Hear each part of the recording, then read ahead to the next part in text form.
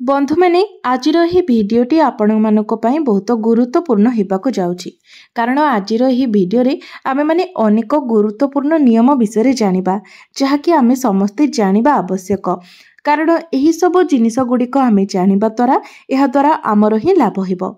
तो बंधु मैंने आपण माने भिडियोटी को स्किप न करी शेष पर्यंत निश्चय देखंतु।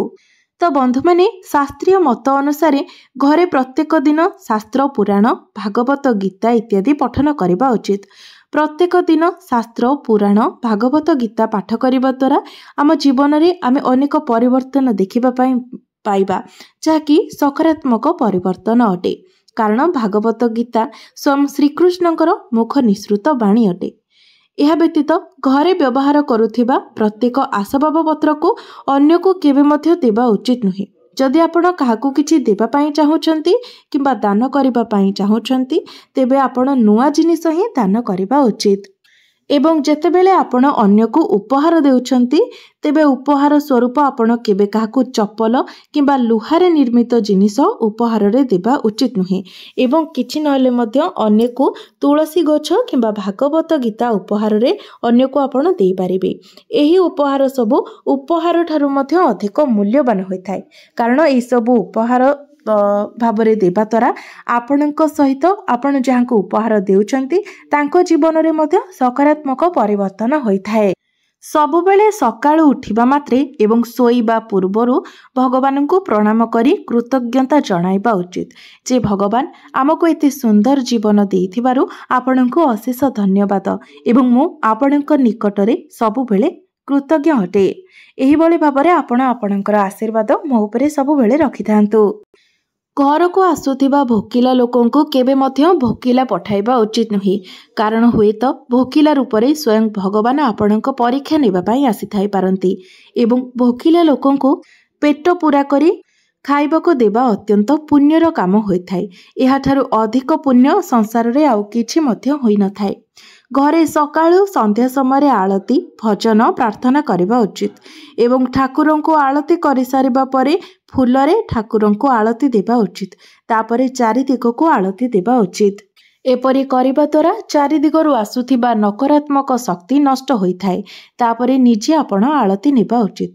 जो माने सबुबेले आमिष खाउछंती सेमानकर स्वभाव धीरे धीरे क्रोधी होई जाय थाए मनरे हिंसा एवं राग बढ़ी थाए तेणु आपण जेते पारिबे आमिष खाद्य ठारू दूरे रहिबा ही आपणक पई भलो होई थाए। आपण माने जानिथिबे जे जो माने सबुबेले आमिष खाइथांती सेमानकर स्वभाव धीरे धीरे हिंस्र होई जाय थाए कारण जेते सब मांसाशी प्राणी सेमानंकु भगवान दुईटी बड़ बड़ दांत देइथांती जेमिति कि बाघ सिंह इत्यादि किंतु मनीष मानक शाकाहारी करी छोट बेलू जन्म देइछंती किंतु जो माने सन्यासी ब्रह्मचर्य वानप्रस्थ धर्म पालन करिथांती सेमाने केवल शुद्ध एवं सात्विक भोजन करिथांती किंतु जो माने गृहस्थ धर्म पालन करुछंती सेमाने प्रायतः शुद्ध सात्विक भोजन करि पारंती नाही एवं गृहस्थ रे रही बेले बेले आमिष खाइले किछि भी असुविधा नुहे कारण डाक्तर माने मध्य माछ खाइबाको परामर्श देइथांती जहा द्वारा विटामिन डी शरीर को मिली थाए जहाँकि मनीषर हाड़ को मजबूत करिबारे सहायता करिथाए शरीर को पोषक तत्व प्रदान करिथाए। किंतु प्रश्न उठे जे आमिष खाई कौन भगवान को पूजा करिहेबो संध्या धूप देबा उचित कि यार उत्तर हेउची जदि आपण आमिष खाइछंती तेबे आपण गाधोई अन्य एक परिष्कार पोशाक पिंधि निज उपरे गंगा जल सिंची आपण ठाकुरन को पूजा करि पारिबे एवं संध्या धूप मध्य देई पारिबे। देखंतु निरामिष खाइबा सात्विक खाइबा एथिपाई भोजन करिबा उचित कि मनरे जेमिति उचित खराब भावना न आसे। किछि जन अछंती प्रत्येक दिन शुद्ध शाकाहारी भोजन करी मध्य मनरे खराब चिंता अन्य प्रति हिंसा भावना रखिथांती किंतु जने गृहस्थ धर्म पालन करी मध्य अन्य प्रति भल भावना रखी समस्तंकर दायित्व ने ठाकुरन को पूजा भक्ति करिथांती स्वार्थ दृष्टिरू बेले बेले आमिष खाइबा मध्य भल यह डाक्तरंक अनुसार होइथाय। तेबे आपणकर मन को आपण किभଳି निज संयतरे रखिबे ताहा ही सबुठारु गुरुत्वपूर्ण अटे मात्र सबु बेले मध्य आमिष खाइबा भल होई न थाए तो आपण चाहिले बेले बेले खूब कम समय आपण आमिष खाइ पारिबे किंतु शास्त्रीय मत अनुसार मनुष्य माने आमिष खाइबा पई बारण करा जायछि। शास्त्रीय मत अनुसार आमिष भोजन कले पाप होइथाय, कारण निजर रुचि पई स्वाद पई मनुष्य जनको मारिके खाइबा पाप होइथाय। बंधु माने आपण माने निश्चय भाबरे देखिथिबे पशु माने अज्ञानी होइथांती, किंतु आमे जतेबेले तांकु धरिबा पई जाऊ तेबे सेमाने मध्य बहुत दूर को चली जाइथांती, आमको सहजरे धरा देई नथांती। काहेकि कारण सेमानंको पई मध्य सेमानंको जीवन बहुत मूल्यवान होइथाय, सेमानंको सेमानंकर जीवन बहुत प्रिय होइथाय। आमे किंतु तांकर कष्ट को केबे भी अनुभव करबा को चेष्टा करि नथाउ। निजे भाबंतु तो जदि आमको केही एमिति मारिबा को धरि नै थाय आमको किपरि लागिबो, किंतु आमे निजर स्वाद पाई केवल किछि मुहूर्तर स्वाद पाई आमे माने केते जीव हत्या करि देउछे। आपण माने एक कथा मध्य जानिथिबे जदि कोनोसी व्यक्ति प्रतिदिन आमिष भोजन करुथाय तो सेमाने निजको बहुत गौरवान्वित बोध करिथांती जे आमे प्रत्येक दिन आमिष भक्षण करूछु। एवं जदि कोनोसी भोजी रे जदि कोनोसी व्यक्ति बहुत गुड़े जीव को हत्या करिकी आमिष भोजन दौथाए तो से मध्य निजको बहुत गौरवान्वित मन करिथाए जे मो एते जीवों को हत्या करिकी आमिष भोजी देइछि। मात्र भाबंतु तो आमे केते निरीह पशु को हत्या करिकी छटपट करिकी आमे निजर खुशी मनाउछि।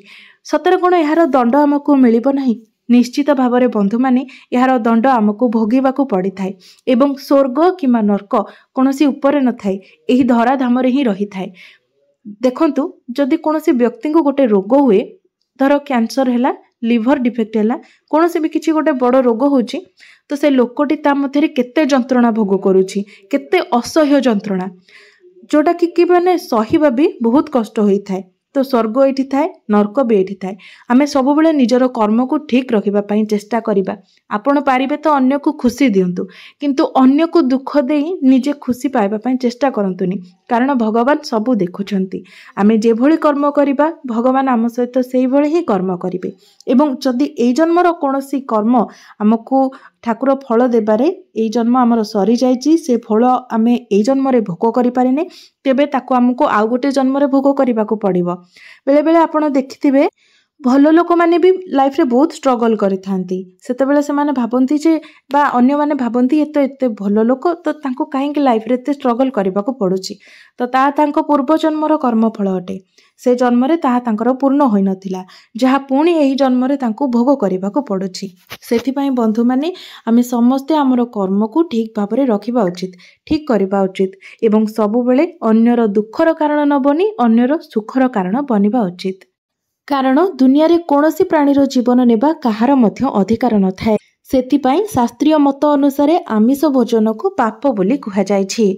किंतु किछि जण कुहंती कि जदि माछ मांस खाइबा द्वारा पाप होइताय ताले पनिपरिबा खाइले कोन पई पाप होई न थाए, कारण गछर मध्य जीवन रही थाए।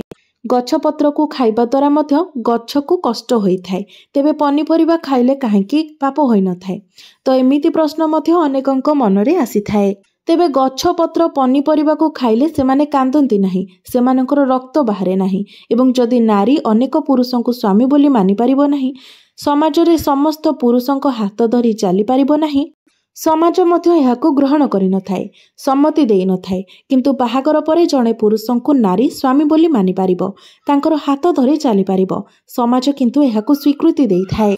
ठीक सेमिति मनुष्य माने माछ मांस खाइबा पाई भगवान अनुमति देई नाहंती, किंतु पनिपरिबा खाइ पारिबे बोली भगवान स्वीकृति देइछंती।